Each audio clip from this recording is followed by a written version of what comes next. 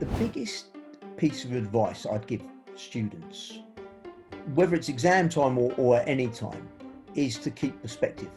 I think it's the most important thing for them to always bear in mind, because it's the easiest thing for them to lose sight of. And there's a sense among students these days that even a 2-1 is no good, and it's all got to be about getting a first, and they can put so much pressure on themselves that actually they can have all the ability in the world, but they may not fulfill that ability and potential because they've crippled themselves with the pressure they put themselves under. So I always stress to the students, they've got to have that balance and got to have that perspective without sounding flippant. There's a lot of serious stuff going on, and you've got to remember that a degree is important, but it's not life or death.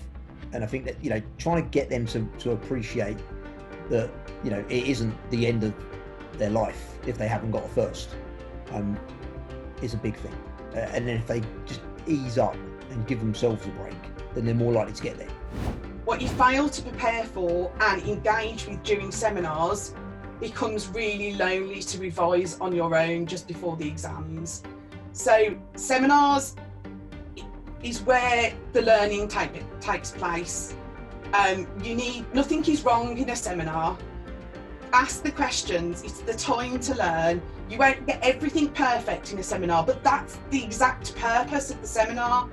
And if you don't kind of really embrace seminars, then you're not preparing for the exam. Think about it on its most blunt level, students, think about that connection if nothing else.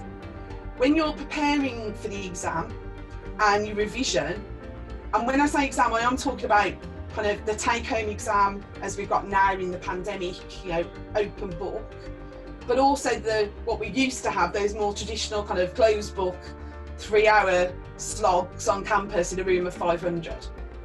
And what I find is students often spend too much time with what I call stage 1 of the revision process, which is kind of the knowledge. So, notes from lectures, notes from seminars, mind maps. You've got to find the way of working for you, and you do need the knowledge, but they spend too much time on the knowledge stage with the pretty pens and the highlighters and all that stuff. But actually stage 1, the knowledge, is pointless if you don't do stage 2 of revision, which is practicing using the knowledge in whatever the exam conditions are. Study and be yourself. So do the work and then express yourself.